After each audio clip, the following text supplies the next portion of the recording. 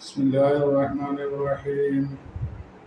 الحمد لله رب العالمين، والصلاة والسلام على رسوله الأمين وعلى آله وصحبه أجمعين. أما بعد. പ്രിയപ്പെട്ട മുഅ്മിനീങ്ങളെ, അസ്സലാമു അലൈക്കും വറഹ്മത്തുള്ളാഹി വബറകാതുഹു. എല്ലാവർക്കും സുഖം സന്തോഷം എന്ന് കരുതുന്നു. അല്ലാഹു സുബ്ഹാനഹു വ തആല നാം ഏവരെയും അപ്രകാരമാക്കി തരട്ടെ. അവൻ്റെ ജന്നാത്തുൽ ഫിർദൗസിൽ നാം ഏവരെയും ഒരുമിച്ച് ആമീൻ യാ റബ്ബൽ ആലമീൻ. ഇന്നത്തെ വീഡിയോ 209 സൂറത്തുൽ അലക്കാണ് ഇതിലെടുക്കുന്നത്. ഇഖ്റ ബിസ്മി റബ്ബിക്കല്ലദീ ഖലഖ എന്ന് പറയുന്ന സൂറത്താണ്. സൂറത്തുൽ അലക്ക് എന്ന് അതിന് പേരുണ്ട്.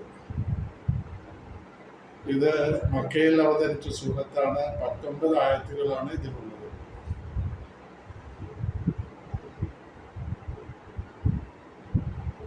ഇതിൽ പറയുന്ന വിഷയം 19 ആയത്തുകളിലായിട്ട് പ്രതിപാദിക്കുന്ന വിഷയം വഹയിൻ്റെ ആരംഭം. ആദ്യമായിട്ട് വഹി ഇറങ്ങിയത് ഇതിൽ 5 ആയത്തുകളാണ്. പിന്നെ അബൂജഹൽ പോലെയുള്ള പരമവിഡ്ഢികളുടെ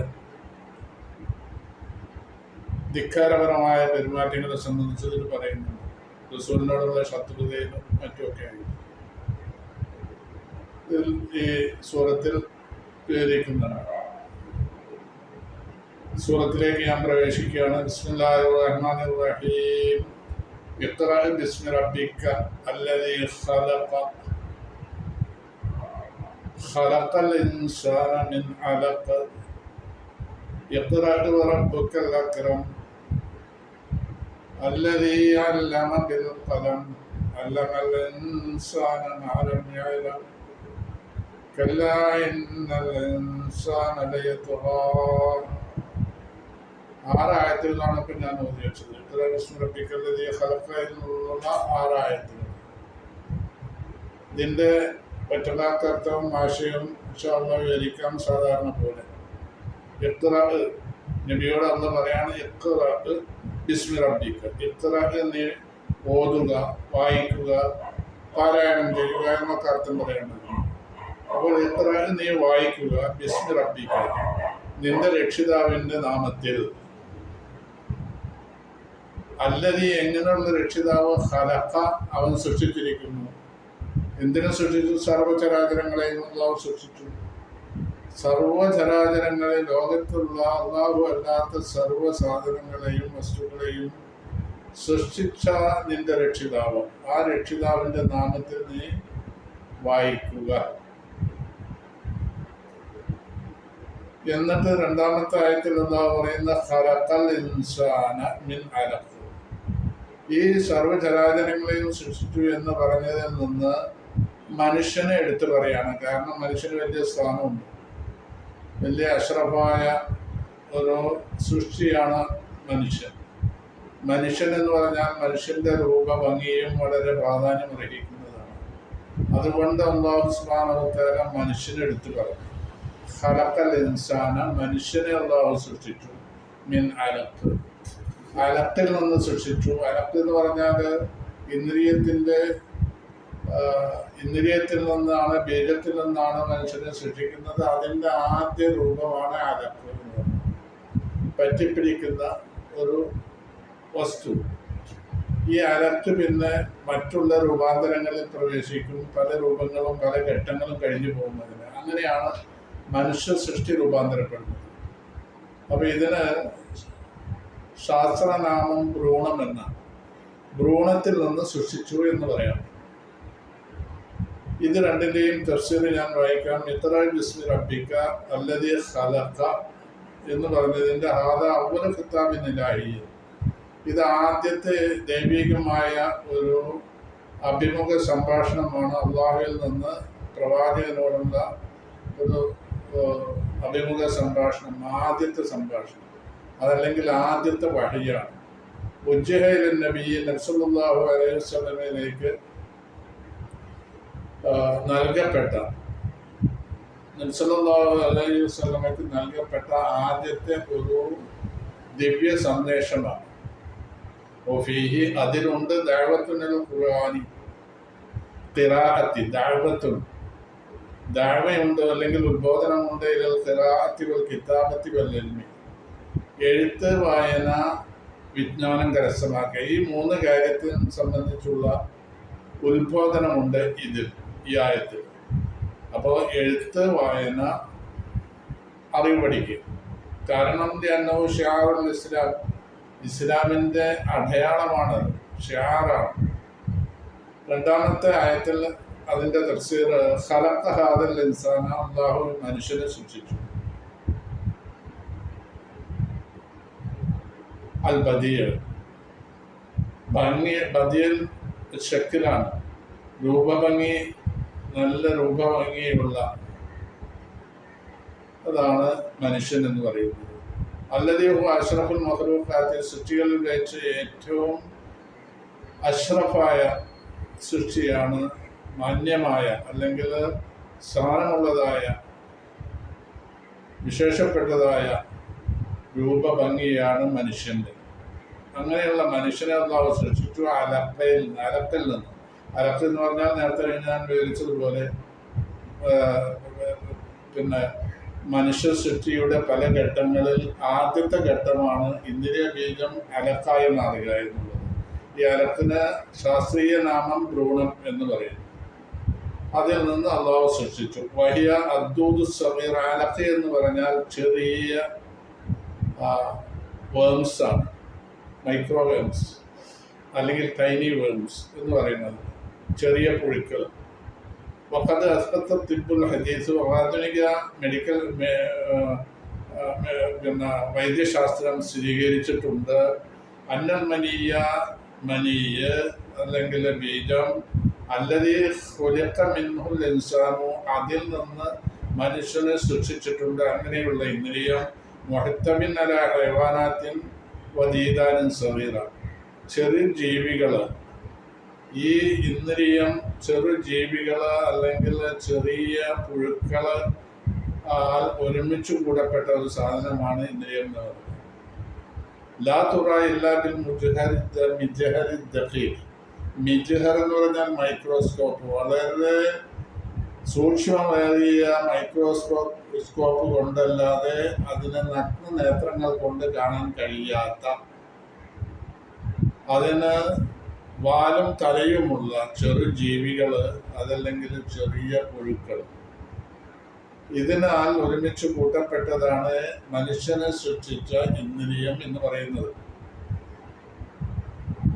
മൂന്നാമത്തെ ആയത്ത് നീ വായിക്കുക, റബ്ബുക നിന്റെ റബ്ബ്, നിന്റെ രക്ഷിതാവ് അക്രം ഔദാര്യവാനാണ്.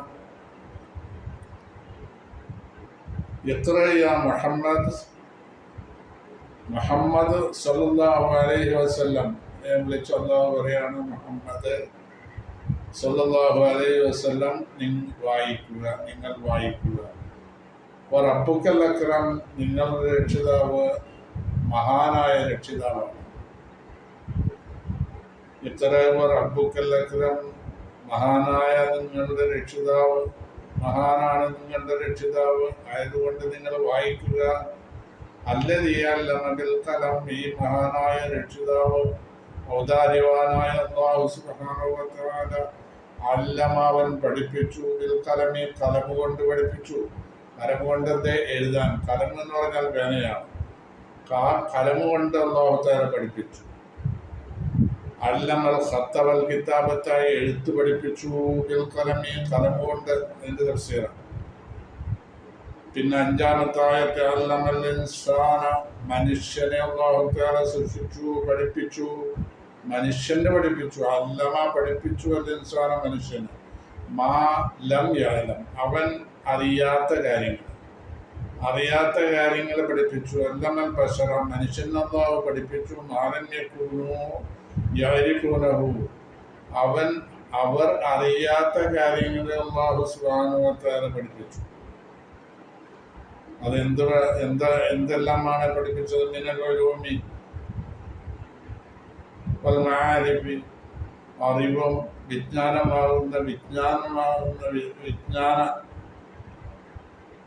അറിവുകളെ അള്ളാഹു തആല പഠിപ്പിച്ചു. അപ്പോ അതുകൊണ്ട് അജ്ഞതയുടെ ഇരുളിൽ നിന്ന് നഖലഹും ഉൽമത്തിൽ ജയിലി, അജ്ഞതയുടെ ഇരുളിൽ നിന്ന് അവനെ അല്ലാഹു തആല നീക്കം ചെയ്തു. ഇലാ നൂറിൽ ഇൽമി, വിജ്ഞാനമാകുന്ന പ്രകാശത്തിലേക്ക് അള്ളാഹു നീക്കം ചെയ്തു. വഹാദിഹിൽ ആയാത്തുൽ ഖംസ, ഇപ്പൊ 5 ആയത്തുകളാണ് ഇതിൽ ഇതുവരെ പറഞ്ഞത്. ഈ 5 ആയത്തുകൾ ഈ അവലുമാ തനസ്സല മിനൽ ഖുർആനി, ഖുർആനിൽ നിന്ന് ആദ്യമായിട്ട് ഇറങ്ങിയ 5 ആയത്തുകളാണ്.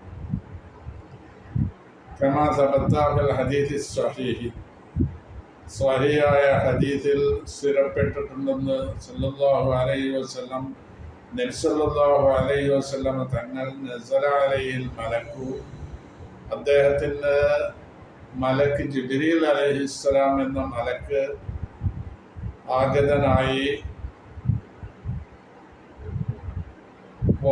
വഹുവ യതഅബ്ബദു ബിഗാറ ഹിറ, ഗാറ ഹിറ പർവ്വതത്തില് ആ ഗുഹയിൽ അദ്ദേഹം ഇബാദത്തിൽ പ്രവേശിച്ചവനായ നിലയിൽ കഴിഞ്ഞുകൂടുന്ന സന്ദർഭത്തിൽ രാത്രി സമയത്ത് നബി സല്ലല്ലാഹു അലൈഹി വസല്ലം ഇബാദത്ത് എടുക്കുക. ആ സമയത്താണ് ഗാറ ഹിറയിൽ ജിബ്രീൽ അലൈഹിസ്സലാം പ്രത്യക്ഷപ്പെട്ടുകൊണ്ട് ഈ ആയത്തുകൾ ഓതിക്കൊടുക്കുന്നത്. ഇവിടെ റസൂലിന്റെ ശറഅ് ഇവിടെ ആയിട്ടില്ല, ശരീഅത്തായിട്ടില്ല, അല്ലെങ്കിൽ വേറൊരു കൽപ്പന ആയിട്ടില്ല. നമസ്കാരം, നോമ്പ് പോലെയുള്ള എന്തെങ്കിലും കൽപ്പനകളായിട്ടില്ല. അള്ളാഹുവിൻ്റെ പിന്നെ അതല്ലെങ്കിൽ വേറെ ഏതെങ്കിലും നിലക്കുള്ള ഒരു ഇബാദത്തിനെ സംബന്ധിച്ചുള്ള കൽപ്പനകളോ ഒന്നുമില്ല, ഒന്നും ആയിട്ടില്ല.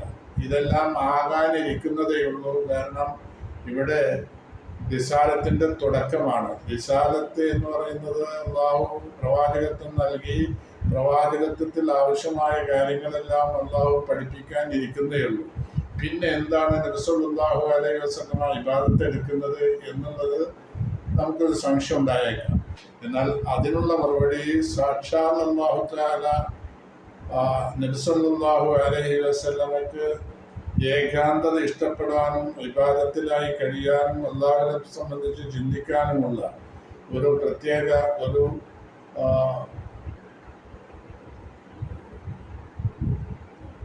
പ്രത്യേകമായ ഒരു ഇത് നൽകിയിട്ടുണ്ട്. ആ നൽകിയതനുസരിച്ചാണ് നബി സല്ലല്ലാഹു അലൈഹി വസല്ലമ ഇബാദത്ത് എടുത്തുകൊണ്ട് ഗാറ ഹിറയിൽ കഴിയുന്നത്. പിന്നെ നബി സല്ലല്ലാഹു അലൈഹി വസല്ലമയുടെ ഉപ്പാപ്പയായ ഇബ്രാഹിം നബി അലൈഹിസ്സലാം, ഇബ്രാഹിം നബി അലൈഹിസ്സലാമിന്റെ മില്ലത്താണല്ലോ മക്കയിലെ ജാഹിലിയ കാലത്ത് ആളുകൾ, മുശ്രിക്കീങ്ങള് ജാഹിലിയ സംസ്കാരത്തിൽ പ്രവേശിച്ചു. അതുമായിട്ട് നടന്നുകൊണ്ടിരിക്കുന്ന കാലഘട്ടമാണ്. ആ സമയത്ത് തന്നെ അവിടെയും ഇബ്രാഹിം നബിയുടെ മില്ലത്ത് പിൻപറ്റിയ ധാരാളം ആളുകൾ അവിടെ ഉണ്ടായിരുന്നു. ഉദാഹരണത്തിന് റസൂൽ സല്ലല്ലാഹു അലൈഹി വസല്ലമയുടെ മൂത്താപ്പ അബൂ താലിബ് 25 വയസ്സ് നബിക്ക് ഉള്ള കാലത്താണ് അദ്ദേഹത്തിന്റെ വിവാഹം കഴിഞ്ഞത്. ഈ വിവാഹത്തിന് വേണ്ടുന്ന ഒരുക്കങ്ങളും കാര്യങ്ങളും ഒക്കെ അബൂ താലിബ് ചെയ്തു. ഈ അബൂ താലിബിന്റെ പിന്നെ തീരുമാനത്തിലാണ് അവിടെ നിക്കാഹ് നടന്നത്. നിക്കാഹിൽ അബൂ താലിബ് തന്നെയാണ് ഖുത്ബ ഓതിയത്. അപ്പൊ അതിൽ ആ ഖുത്ബയിൽ അബൂ താലിബ് പറഞ്ഞ കാര്യങ്ങൾ നമ്മൾ പിന്നെ നിരീക്ഷിക്കുമ്പോൾ അതിൽ നിന്ന് നമുക്ക് മനസ്സിലാവുന്നത് ദൈവിക വിശ്വാസം നല്ലോണം ഉള്ള ആളായിരുന്നു എന്നുള്ളതാണ് മനസ്സിലാക്കാൻ കഴിയുന്നത്. ഖുത്ബയിൽ പറഞ്ഞ കാര്യങ്ങളൊക്കെ മറ്റൊരു വീഡിയോയിൽ ഞാൻ പറഞ്ഞിട്ടുണ്ട്, കുറച്ച് വീഡിയോ മുമ്പായിട്ട്. ഇപ്പോൾ 250 വീഡിയോ ആയിട്ടുണ്ട്. ഞാൻ പറഞ്ഞ വീഡിയോയിൽ ഖുത്ബയെ സംബന്ധിച്ച് വ്യക്തമായി പറഞ്ഞിട്ടുണ്ട്. അപ്പോൾ ആ ഖുത്ബയിൽ നിന്ന് മനസ്സിലാക്കുന്നത് അബൂ താലിബൊക്കെ ശരിയായ അല്ലാഹുവിൽ വിശ്വാസമുള്ള ആളായിരുന്നു. ഇബ്രാഹിം നബിയുടെ മില്ലത്തനുസരിച്ച് ജീവിക്കുന്ന ആളായിരുന്നു. അപ്പോൾ ഈ സംസ്കാരം നബി സല്ലല്ലാഹു അലൈഹി വസല്ലം തങ്ങൾക്കും ഉണ്ടായിരുന്നു എന്ന് തന്നെയാണ് നമുക്ക് മനസ്സിലാക്കാനുള്ളത്. അതനുസരിച്ച് ഇബ്രാഹിം നബിയുടെ മില്ലത്തിൽ ഇബാദത്തും കാര്യങ്ങളൊക്കെ ഉണ്ടായിരുന്നല്ലോ. അതനുസരിച്ച് ഇബാദത്ത് എടുക്കുകയായിരുന്നു റസൂൽ സല്ലല്ലാഹു അലൈഹി വസല്ലം. പിന്നെ അതുമല്ലെങ്കിൽ അല്ലാഹു സുബ്ഹാനഹു വ തആല അദ്ദേഹത്തിന് അല്ലാഹുവിനെ സംബന്ധിച്ചുള്ള ചിന്താഗതികളും മറ്റും ആയിട്ട് കഴിഞ്ഞുകൂടാനുള്ള ഏകാന്തതയ്ക്ക് അല്ലാഹു തആല രൂപം നൽകി ആ നിലയ്ക്ക് അങ്ങനെ കഴിഞ്ഞുകൂടുന്ന സമയത്താണ് ജിബ്രീൽ പ്രത്യക്ഷപ്പെട്ടത് എന്നും വയ്ക്കാം. ഏതായാലും ജിബ്രീൽ പ്രത്യക്ഷപ്പെടുകയും നബി ഇബാദത്ത് എടുത്തുകൊണ്ടിരിക്കുന്ന സന്ദർഭത്തിൽ ജിബ്രീൽ വാറഹിറായി പ്രത്യക്ഷപ്പെടുകയും ഈ ആദ്യത്തെ വഹയ്യ് അദ്ദേഹത്തിന് നൽകുകയും ചെയ്തു. ആ വഹയ്യാണ് റബ്ബിക്കല്ലദീ എന്നത് മുതൽക്ക് അല്ലമൽ ഇൻസാന മാ ലം യഅലം വരെയുള്ള 5 ആയത്തുകൾ. പിന്നെ 6-ാമത്തെ ആയത്ത് കല്ലാ ഇന്നൽ ഇൻസാന ലയത്ഗാ, കല്ലാ ഉറപ്പാണ്, ഒരു സംശയവുമില്ല, ഇന്നൽ ഇൻസാന തീർച്ചയായിട്ടും മനുഷ്യൻ ലയത്ഗാ അവൻ ധിക്കാരിയാണ്, അവൻ പരിധി ലംഘിക്കുന്നവനാണ്, ധിക്കാരിയായിട്ടാണ് പെരുമാറുന്നത്, അഹങ്കാരമുള്ളവനാണ്. ലയത്ഗാ ഇന്നൽ ഇൻസാന ലയതജാവസുൽ ഹദ്ദ ഫിത്തുഗ്യാൻ, അഹങ്കാരത്തിൽ അവൻ എല്ലാ പരിധികളും ലംഘിച്ചവനാണ്. ഇത്ബാഇ ഹവൻ നഫ്സ്, അവന്റെ ശരീരച്ചകൾക്ക് പിൻപറ്റിക്കൊണ്ട് ജീവിക്കുന്നവനാണ്. മാത്രവുമല്ല അള്ളാഹുവിനോട് അവൻ അഹങ്കരിച്ചുകൊണ്ട് ധിക്കാരം പ്രവർത്തിക്കുന്നവനുമാണ്. ഇങ്ങനെയാണ് കല്ലാ ഇന്നൽ ഇൻസാന ലയത്ഗാ, തീർച്ചയായും മനുഷ്യൻ ലയത്ഗാ അവൻ അഹങ്കരിക്കുന്നവനാണ്, നിസ്സംശയം എന്ന് പറഞ്ഞു. കല്ലാ ഇന്നൽ ഇൻസാന ലയത്ഗാ. 6-ാമത്തെ ആയത്ത് അർറആഹു ഇസ്തഗ്ന, അർറആഹു ഇസ്തഗ്ന, അൻറആഹു അവനെ അവൻ കണ്ടതുകൊണ്ട്, മനുഷ്യനെ സ്വയം അവൻ കണ്ട് എന്നിട്ട് ഇസ്തഗ്ന അവൻ സ്വയം പര്യാപ്ത ഉള്ളവനായി അന്യാശ്രയമില്ലാതെ കഴിയാവുന്നൊരു ചുറ്റുപാടുണ്ട് എന്നുള്ളത് അവന് തോന്നിയതിനാൽ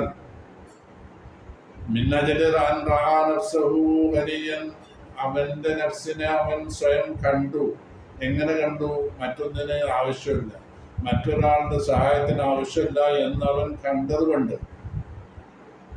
ആ കാരണം അവൻ അസ്ബഹദ സർവത്തിമാലി, അവൻ ധാരാളം പണമുള്ള സമ്പന്നനായി കഴിഞ്ഞു അതിൻ്റെ പേരിൽ.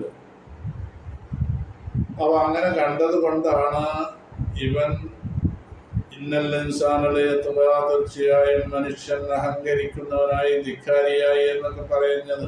അൻറആഹു ഇസ്തഗ്ന, അവനെ അവൻ സ്വയം പര്യാപ്ത നേടിയവനായി കണ്ടതുകൊണ്ട് എന്ന്, കണ്ടതിനാൽ എന്നും പറഞ്ഞ് സുമ്മ തവഅദഹു, അല്ലാഹു തആല പിന്നെ അവനെ പേടിപ്പിക്കുകയാണ്, അവനെ ഭീഷണിപ്പെടുത്തുകയാണ്. ഫതഹദ്ദദഹു, എന്താ പറയുന്നത് 8-ാമത്തെ ആയത്തിൽ ഇന്ന ഇലാ റബ്ബിക റുജാ, ഇങ്ങനൊക്കെ ആയാൽ പിന്നെ വരാൻ പോണത് എന്താ? ഇന്ന ഇലാ റബ്ബിക, തീർച്ചയായും ഇലാ റബ്ബിക അവന്റെ രക്ഷിതാവ്, നിന്റെ രക്ഷിതാവിലേക്കാണ് റുജാ നിന്റെ മടക്കം, നീ മടങ്ങിച്ചെല്ലുന്നത്. മനുഷ്യ, നീ മടങ്ങിച്ചെല്ലുന്നത് നിന്റെ സൃഷ്ടാവായ അല്ലാഹുവിലേക്ക് തന്നെയാണ്. അതിന്റെ തഫ്സീറായി ഇന്ന ഇലാ റബ്ബിക അയ്യുഹൽ ഇൻസാൻ, മനുഷ്യ തീർച്ചയായും നിന്റെ രക്ഷിതാവിലേക്കാണ് അൽ മർജിഉ വൽ മസീർ, നിന്റെ മടക്കം. അങ്ങനെ മടങ്ങി ചെല്ലുമ്പോൾ വിചാരിക്ക അല്ലാഹു നിനക്ക് പ്രതിഫലം തരും, മാലിക്കാൻ നിന്റെ അമലുകൾക്ക്.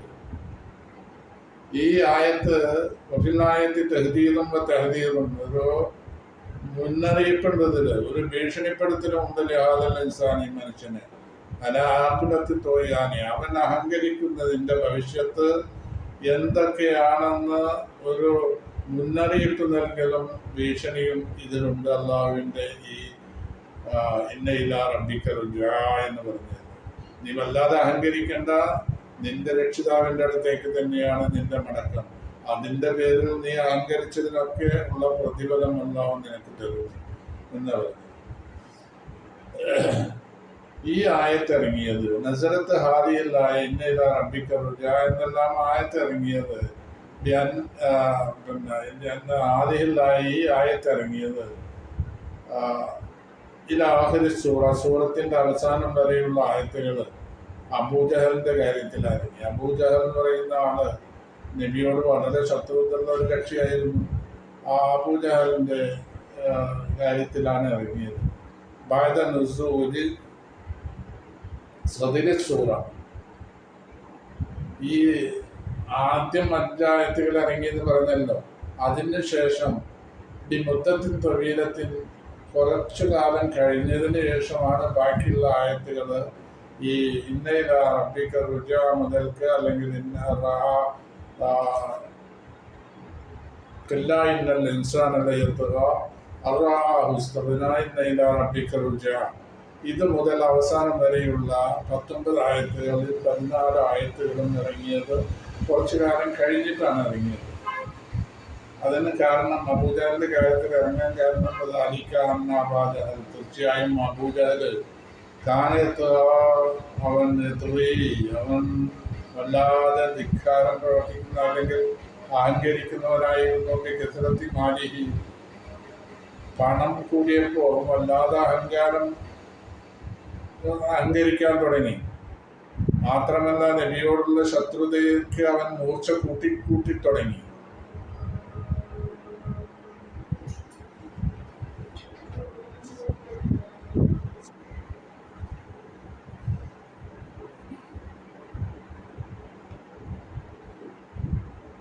അങ്ങനെ അവന്റെ പണം അധികരിച്ചത് കൊണ്ട് അല്ലാഹുവിനോടുള്ള ധിക്കാരം അവൻ കൂടുതലായിട്ട് ചെയ്യാനും നബിയോടുള്ള ശത്രുതയും കൂടുതലായിട്ട് അവൻ കാണിച്ചു തുടങ്ങി. അങ്ങനെയാണ് അബൂജഹൽ ഒരവസരത്തിൽ നബി സല്ലല്ലാഹു അലൈഹി വസല്ലമക്ക് മുന്നറിയിപ്പ് കൊടുത്തു. ഇനി ഇവിടെ നിസ്കരിക്കുന്നത് കണ്ടു കഴിഞ്ഞാൽ അവനെ ഞാൻ ചവിട്ടും എന്നുള്ള കാര്യമാണ് റസൂലിനോട് അവൻ പറയാൻ തുടങ്ങിയത്.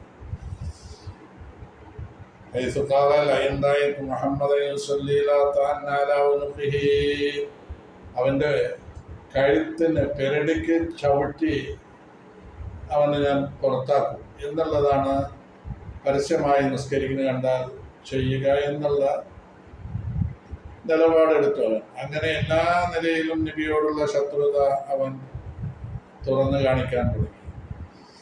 അപ്പൊ ഈ 8 ആയത്തുകളാണ് ഈ വീഡിയോയിൽ എടുക്കുന്നത്. ഇതെല്ലാവരും സബ്സ്ക്രൈബ് ചെയ്യണം. ഇൻഷാ അല്ലാഹ് അടുത്ത ആയത്ത് മുതൽ അടുത്ത വീഡിയോയിൽ എടുക്കണം. അസ്സലാമു അലൈക്കും വറഹ്മത്തുള്ളാഹി വബറകാതുഹു.